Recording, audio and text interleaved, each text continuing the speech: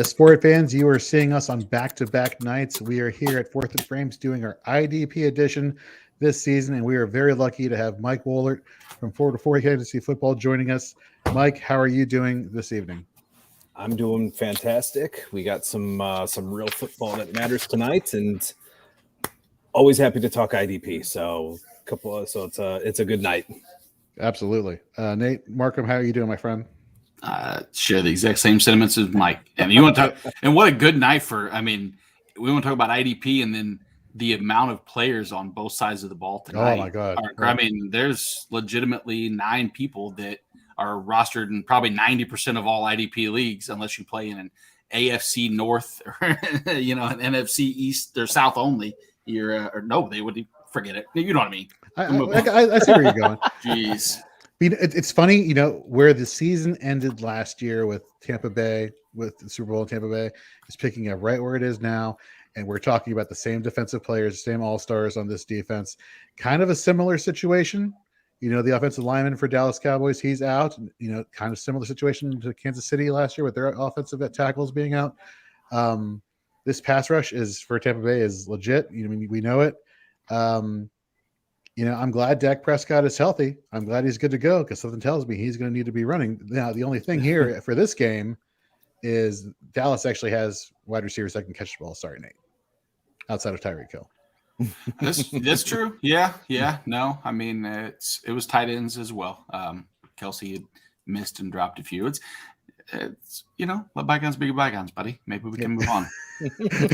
Yeah, maybe we can move up. Why don't you just drop it? Yeah, we got to keep talking about it.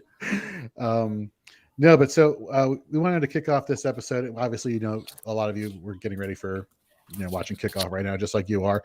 And so we just kind of wanted to give you an introduction as what you're going to expect from us here on our IDP edition of Fourth and Frames. We're basically going to talk about players we're excited about each week from an IDP perspective, which people we think can really go off and help you in your IDP fantasy football leagues. But for today, we want you to get to know us. We're not just people who just rate stats and rankings, although that is kind of what we do. We go over stats and rankings and read articles. But one of the things we talked about at the Fantasy Football Expo a few weeks ago in Canton, Ohio was, look, we're fantasy football lovers first, but we love the game of football, or we love the game of football more. And just from a football fan's perspective, Mike, we'll start with you. Why is it that you love defense so much as a football fan? Not a fantasy fan first, but just as a football fan in general. Oh God. Where to start, right? Yeah, I mean, just as far as defense goes, for the defense, they're the ones that don't know what's coming. So they're always reacting, and they always, I love the hits. I love watching I'm a big linebacker guy, so I love watching the linebackers get tackles, see how they react, see how they get everybody in formation and just react. And, I still miss, watching guys like Luke Kuechly and Patrick Willis and even, Navarro Bowman and even those guys. But that's, just the hits, it's a chess match. Mm-hmm. No, it really is. I mean, you hammered on some really, really valuable IDP players from just a few short years ago, which is it's interesting just the turnover of it's a physical sport, obviously, right? And so you see the toll it takes on these players. I'm with you. I'm more of I've over the years have gone from somebody who's been passionate about like defensive linemen, the people in the trenches, and I've slowly migrated out to the secondary, and so now I'm excited for the secondary players out there, whether they're safeties and even cornerbacks. I know cornerbacks don't get a lot of love. Well, I'll try and change your mind on that as the season progresses. But you want to talk about responsibilities, and everything's changing in fantasy football. Everything's changing in the NFL. Strong safeties used to be guys who just patrolled the middle of the field right behind the linebackers. Now they're coming up to the line of scrimmage and acting like other type of linebackers. Free safeties are just being asked to do it all. And this is a pass-heavy league, and they're going to be tested more often than not. Cornerbacks, they have their roles. There are different ways to attack the cornerback position in IDP. It is a very interesting way defenses are being called nowadays, and it's really cool once you get an understanding of that, how that really impacts the offensive side of the ball. So by understanding both perspectives, you're enjoying the game of football more, and why not throw that enjoyment into fantasy football? Right. Nate, what are your thoughts? What is about defense that you guys love the most? It's a little bit of both of what you both said. So the reactiveness that the linebackers have to have on every given play. I like the fact that as the game evolves and there's less and less base sets and base formations that we watching the game. I think that if you play competitively in the IDP, you have an advantage if you can try to figure out exactly which safeties are going to be up in the box, and it comes down to, like I said, growing up, for me, that was one of the things that I enjoyed quite a bit, was actually watching some of the defensive players. Offense always gets all the accolades, but so many defensive players that don't get. You go back 3 years ago, and I bet you asked the average fan if they knew who Darius Leonard was. Maybe we'll go 2 years, and I bet the higher percentage would know the tight end for the Dolphins before they would know potentially the best linebacker in football. And that's unfair. That's not, it's not the way it should be. And hopefully the more people that play, you start to hear the names, and then you watch, and then you see sideline to sideline Devin White speed, and you go, holy shit, that dude is as athletic as anybody on the field, and he outweighs him by 40 pounds, and he's willing to literally run full steam into him to stop him from gaining an extra 1 yard. Yep. It's game of inches, as they say. Yep. And going back, and I hate to keep going back and harping on the Super Bowl, Nate, but you have to tell you can't tell me, as a football fan in general, for those who are watching out there also, that you weren't like, there's no way Tampa Bay is going to shut down this Chiefs offense, right? There's no way they're going to hold Patrick Mahomes to X many yards. Like, this offense for the Chiefs is going to be lights out. You're not telling me, as a football fan, can they do it? Can Tampa Bay really shut down this high-powered offense? The moment you thought that as a fan of football, folks, I can guarantee you your mind will automatically easily transition to being an IDP fantasy football fan as well. So with that, obviously we want to keep this short and sweet and get to the point of what we're going to be talking about today. Let's go over some IDPs that we're excited about. And Nate, why don't you start us off here? Who's an IDP that maybe people know or may not know that they should pay attention to this year?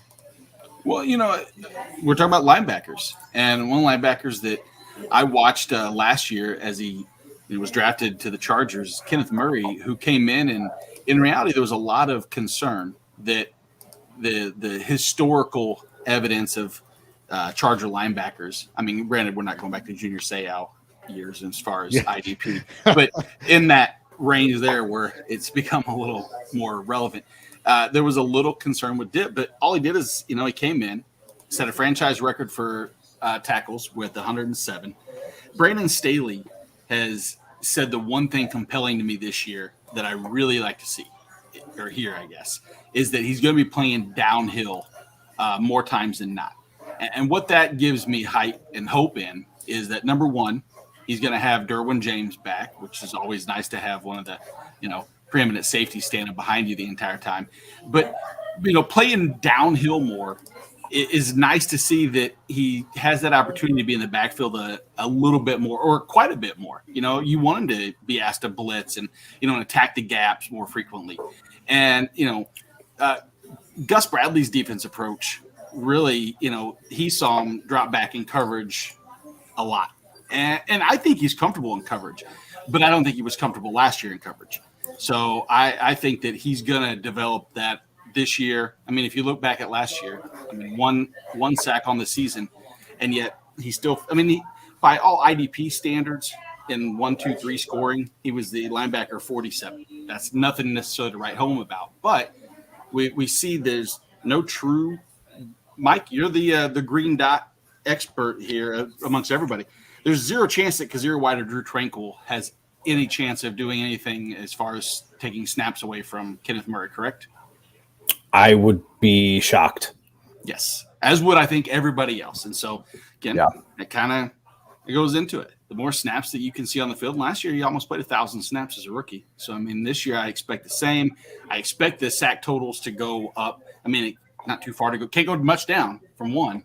But you see 100 and you see a 20% improvement on the tackles. You get up to 120. He only had an 8% missed tackle rate, so he's solid there.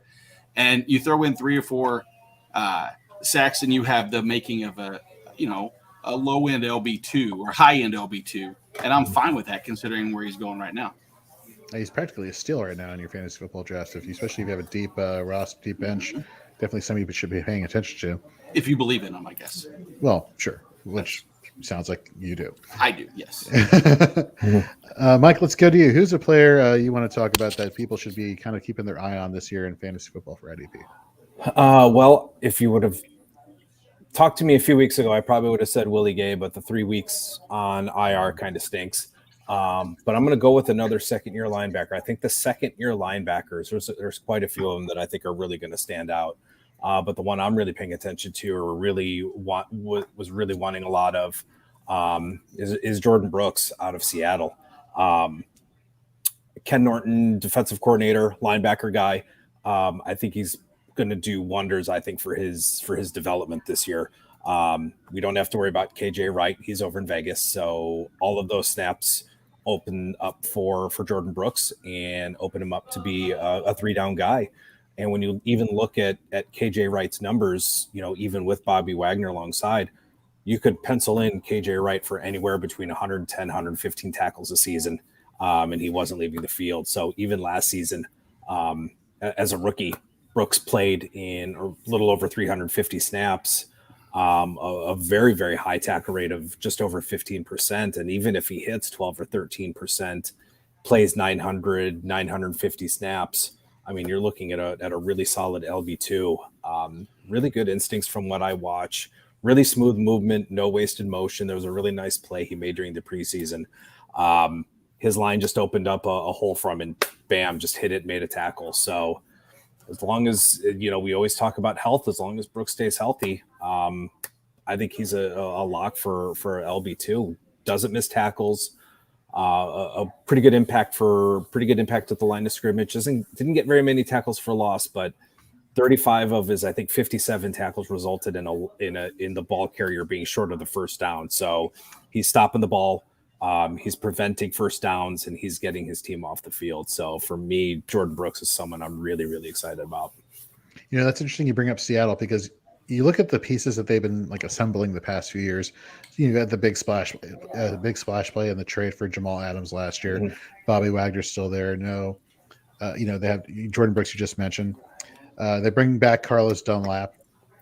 But the guy I'm most interested in, and Nate, you and I think we talked about him a few times last year, Kerry Hyder Jr.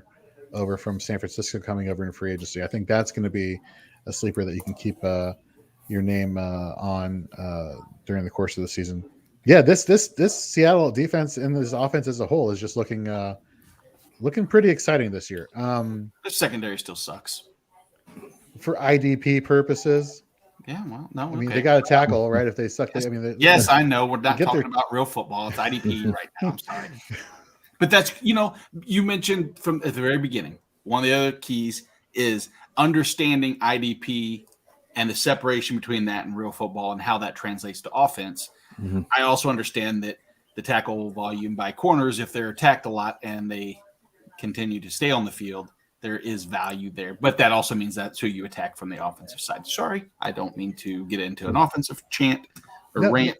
Go for it. No, I mean, and of course, I mentioned earlier also that I'm going to be beating the drum for corners and IDP. And of course, this all depends on your scoring settings.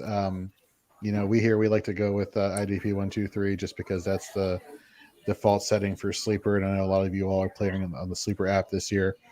And, passes defense, that's a 3-point play right there. And so you get some of these cornerbacks like the Carlton Davises that you're going to see tonight in Tampa Bay versus Dallas, who's probably going to get a lot of work going up either against CD or Amari. I don't know which right now. Mm-hmm. You got the Kenny Moores of Indianapolis. I mean, these guys are great guys to keep an eye on just from the cornerback position. Marlon Humphrey in Baltimore. I mean, these guys in IDP scoring, they were in the top 30 of all defensive backs. I mean, this is – Look at the position for Mike when he's talking about Jordan Brooks taking over for KJ Wright. KJ Wright led all linebackers last year in passes defensed.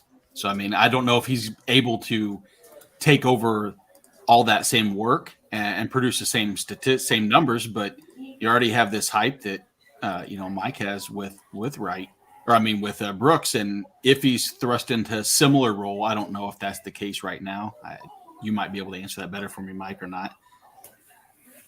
Well, I think with defended passes, I think it's just all about getting your arms up and just being at the right place at the right time. I don't think it's anything really, especially from a linebacker standpoint. It's not like touchdowns, but the big plays you can't really count on them. But yeah, it's all pretty much being in the right place at the right time, getting an arm up, or just kind of being around, at least being around the ball. So if he's going to be tasked covering tight ends, certainly going to have an opportunity for defended passes, getting his arms in. Absolutely. Speaking of getting in the way of passes and playing in the secondary, I'm going to go to my guy that I'm excited for. Now, granted, I'm being full disclosure, total homer right now, but doesn't mean I'm wrong. Talking about Darnell Savage, strong safety for the Green Bay Packers, former University of Maryland guy, Terps, go Terps. You look back, with a minimum of 500 snaps played last year. According to PFF, he was rated as the best safety overall in coverage, which is strange for a strong safety who normally has more tackle upside, plays closer to the line of scrimmage nowadays with these hybrid linebacker, defensive back, players. Mm-hmm. He was only outdone by his counterpart, Adrian Amos, who was rated by PFF as the number one rated safety in coverage, which, by the way, I think this safety tandem in Green Bay is, I don't know if it's under the radar, but it feels like they're not getting enough respect in fantasy football, as well as real football. These guys are tremendous.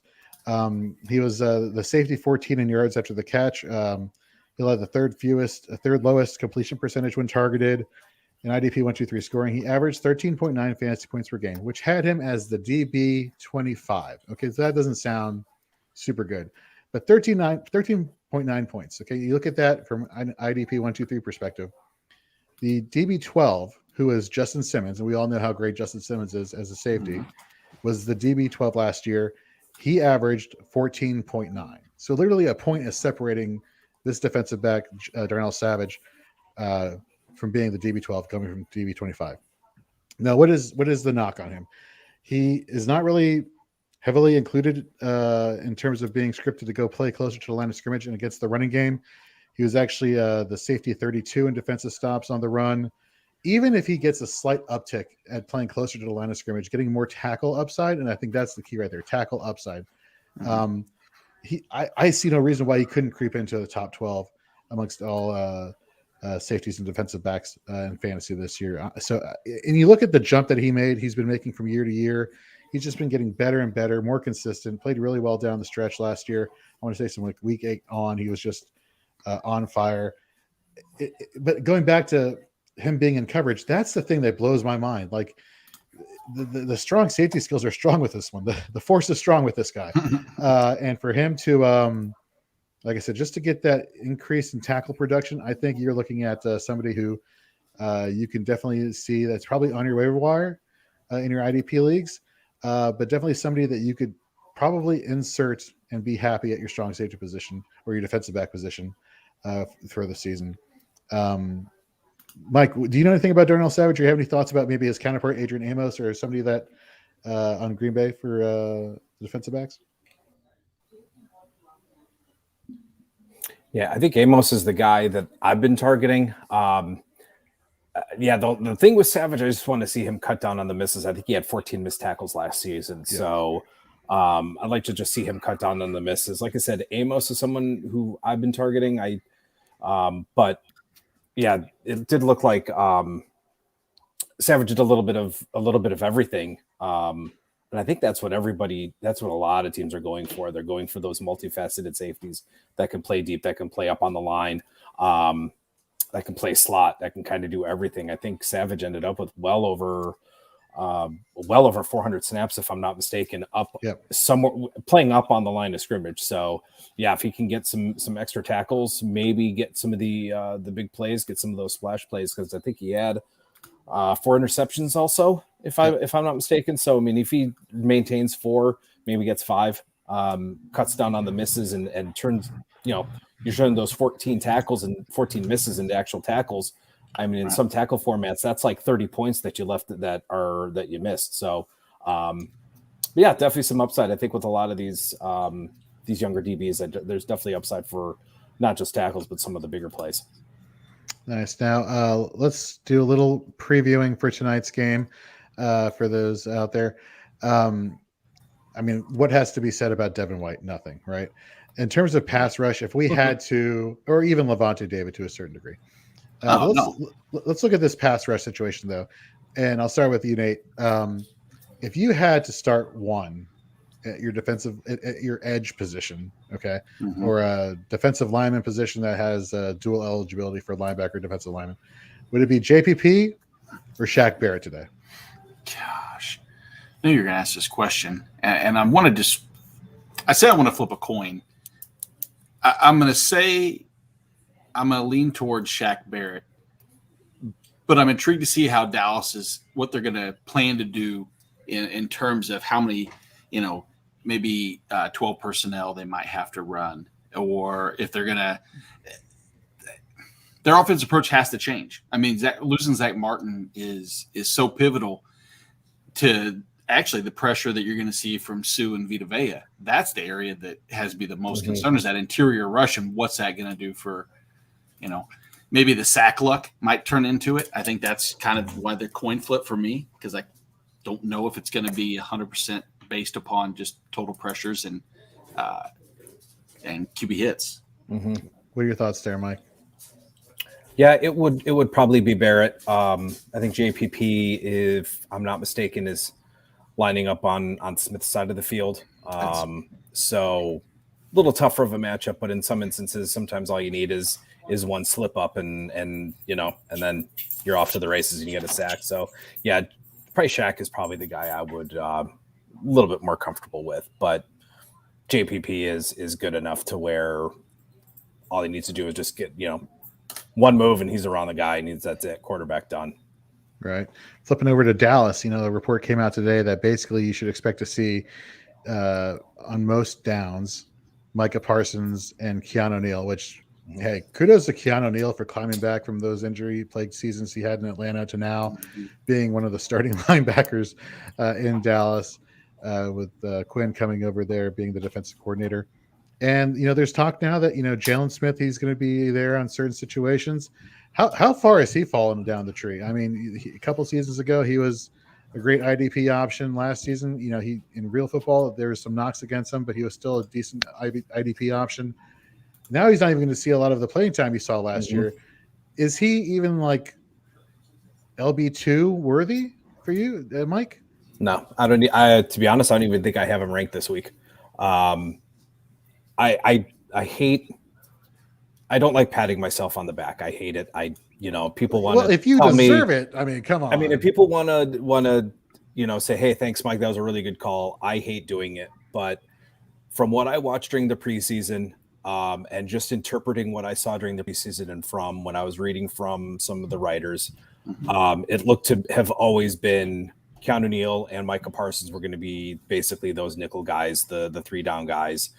Leighton Vander Esch was probably going to come in. He was probably going to be that third. It was going to be those three on the on their base, and then Neal and Parsons. I noted it. I wrote it on my 3-down piece. I said, this is how I'm interpreting. This is kind of how I'm seeing things. This is what I would do. I avoided Jalen Smith and Leighton Vander Esch in any draft and in all of my drafts, and really just was targeting Parsons and Neal when I could. But it's not a surprise when you watch. The defense was a little quicker, was a little better. Jalen Smith just always looked like he's starting to run, and who knows what would have happened if he didn't suffer that knee injury. I don't know if it's just the snaps and all the miles that are catching up, but when you see him, he looks like he's running out of concrete, just stepping out of concrete. There were a few plays during the preseason that just like, you're like, okay, he can't be out in these situations anymore. So, it's unfortunate. That's football. That's what happens. But right. I think when you see Parsons and Neal playing together, I think it was one of the first plays during preseason. They threw it, Arizona. They threw it to, I don't remember the player, but both of them converged. They forced a fumble. Mm-hmm. So I think it's going to be a much better defense than it was last year. And you're right too, is that it was as early as right after that game. I was reading some of on the Athletic for the Cowboys, and he went as far as saying exactly like you're saying. Don't be surprised at all, and everything's shaping up to be that on the base formation or base sets will be, Parsons and Keanu Neal. Imagine how lucky you have to be, and I'm not one of those lucky bastards, unfortunately, that has Keanu Neal in a dynasty that just held on to him, and it's like, what's he ever going to do? I don't even want him. He was relatively just kind of he could have been a throw-in piece or just someone that you had deep enough on your bench or in an IR spot or just there. And now he turns into, especially if he maintains defensive back eligibility. That's if you have him as a DB, and who knows? I mean, things could change, but I think for now it does look like it's going to be those two. But if you still have him in a DB slot, play him as a DB for as long as you possibly can, and take advantage of that. I'm just happy that my couple shares of Donovan Wilson have not gone to waste just yet with him coming over from Atlanta. I had to start Donovan Wilson tonight, so I'm intrigued by that. I'm not thrilled, but I'm intrigued is the right word. Nice. All right, folks. Well, that's going to wrap us up for this week. Like we said, we just want to give you a primer of what we're excited about for IDP heading into 2021, why we love IDP fantasy football, why we like defensive football and football in general. So before we go, I just want to give a shout out to Dynasty Pandemic. They're your one-stop shop for an online Dynasty community, whether you're an aspiring writer, podcaster, Dynasty junkie, whatnot. Head over to Dynasty Pandemic. They want to help build your brand, build you up, introduce you to the world of Dynasty Fantasy Football. They have their app on Apple and Android. So visit dynastypandemic.com today. Clay is doing great stuff over there, building a positive atmosphere for all us fantasy football players out there. And given how things are on Twitter, we could definitely use some positivity in this world. Oh, we just lost Mike. So with that, I'm just going to say thank you very much for paying attention. We will be back next Wednesday at 9 p.m. Eastern, talking about week 1 matchups and players that we think can go off for you. Is he back? I don't know. We'll be talking about the Kansas City Chiefs victory over the Cleveland Browns. Mike, that's what we'll be talking about.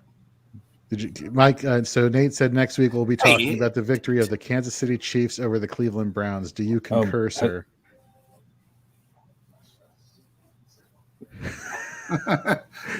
You know what? If you see my face, my internet has been cutting in and out. So yeah, no worries. Yeah, that's why I just dropped off. Your facial expression just summed up exactly hopefully the reaction. No one screenshotted that. No, it completely summed up the proper response to what was just asked as far as whether or not the Chiefs will beat the Browns handedly next week. I did not say the word handedly. Well, maybe I'm throwing that in. Maybe I'm throwing that in, just to stir the pot. I think this is going to be a close game. I actually have Trevor Lawrence in my rankings going ahead of Patrick Mahomes. That's just me. But anyhow, thank you all very much for tuning in tonight, and we will see you next Wednesday at 9 p.m. So for Mike Woellert, Mike, tell them where you can find all your work at. Nope. Okay. Oh, boy. Oh, there you are. Can you hear us? Nope. Streaming issues. It's okay. You can find him at Mike_Woellert on Twitter and read all of his work and his rankings over at 4for4 Fantasy Football. So for Nate, for Mike, I'm Jorge. We'll catch you next week, folks.